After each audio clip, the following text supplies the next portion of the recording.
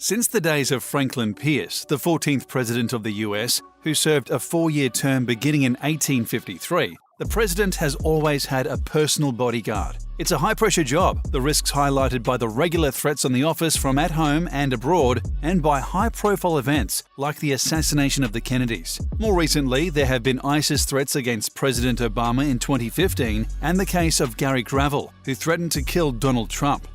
The role, naturally, is only for the elite of the Secret Service. It's apolitical, a position that continues beyond the period of a presidency and also extends to other high-profile public officials. The members of the Secret Service guarding the president, naturally, are the most well-established, with the role having the highest requirements in terms of status and experience.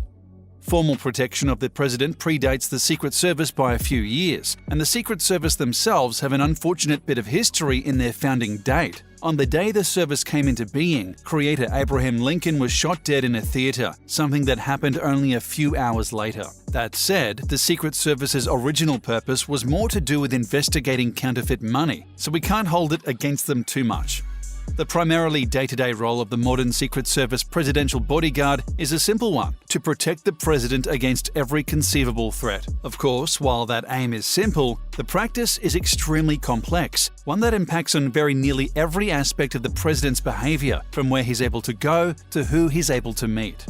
Many of these aspects, of course, are secret, as to announce them publicly would be to reveal information that is helpful to those looking to do damage to the president. Various scraps of information have become public over the years, though, revealing a little bit about the everyday actions of these specialist staff.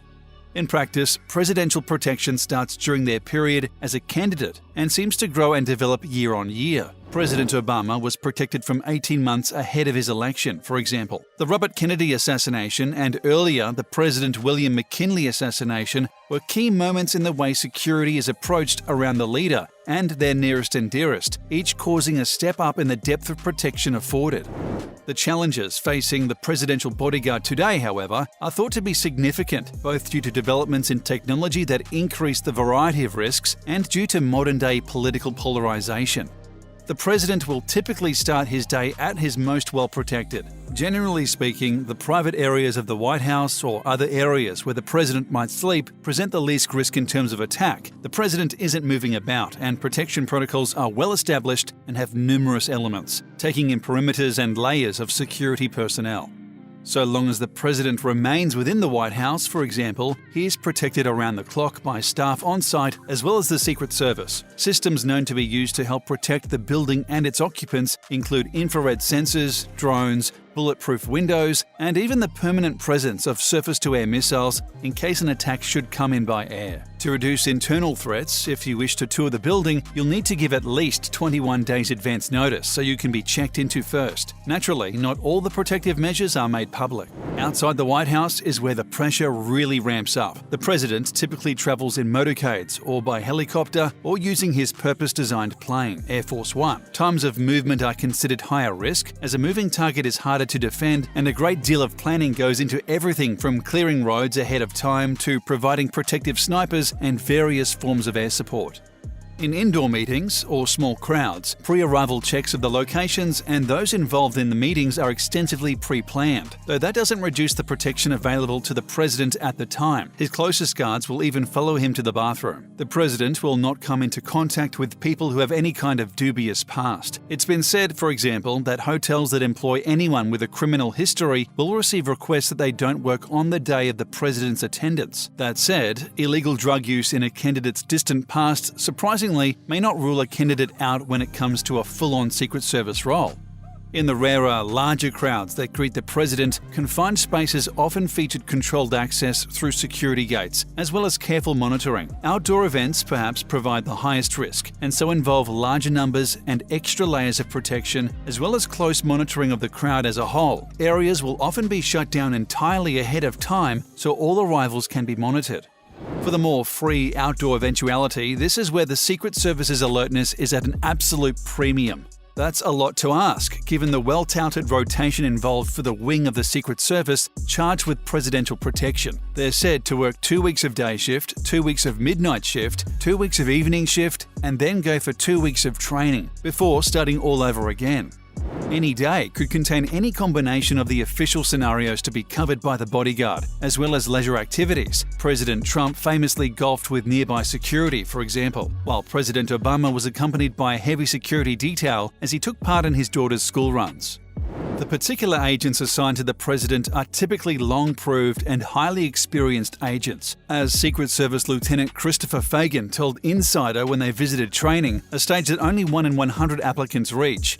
The Secret Service has a zero-fail mission, Fagan explained. What that means in layman's terms is this: you don't get a bad day in the Secret Service. There's plenty of other pursuits out there, noble pursuits, lawyers, plumbers, firemen, doctors. If one of those folks has a rough night the night before, stays out late, they have to deal with their boss, some kind of disciplinary action. If you have a bad day and you don't do your job, you're going to change the world.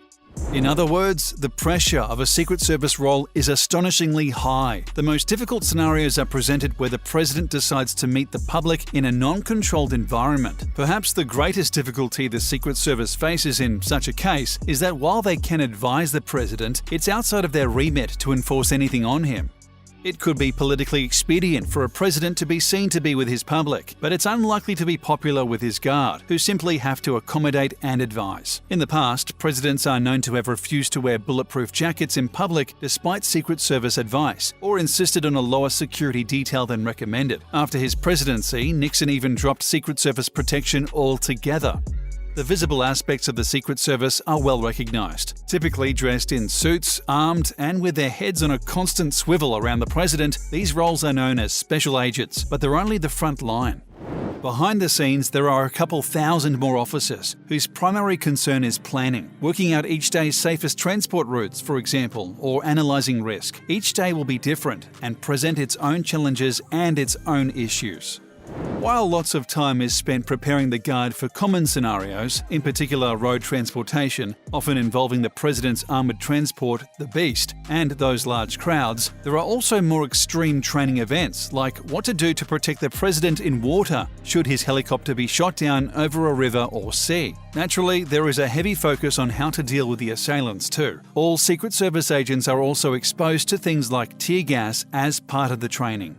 Those on the ground have gone through heavy practical training involving firearms, hand-to-hand combat, evasive driving, federal law enforcement, and lots of other areas that are never revealed to the public, as well as taking lie detector tests as an additional stage of their vetting.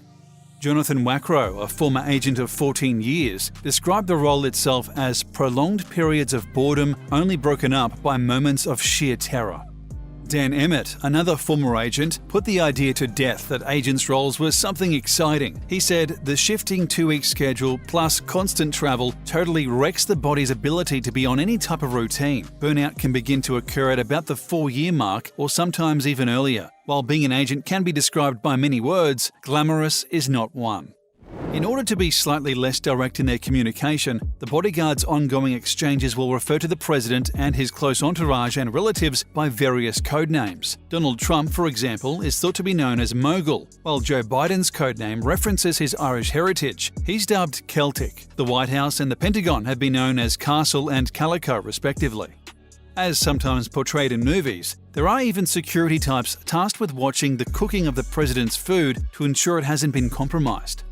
Of course, it's understood, but former agents have said that there's no actual oath that you may need to die for the president as part of the role. There is an oath to uphold the Constitution that all agents must swear, and a tacit understanding that your well-being comes second while on duty. But the idea that you should take a bullet for your leader, while very real, is more of an implicit one.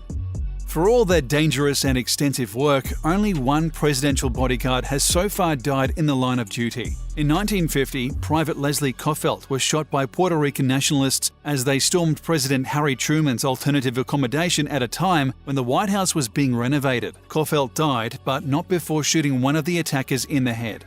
The record of defending presidents against regular threats, said to typically be around 1,500 threats of various types annually, in itself shows that the presidential bodyguard, made up of highly trained, secretive and hyper-aware characters, is not a team to be messed with. They have a lot of tricks in their armory, and they're not about to reveal all.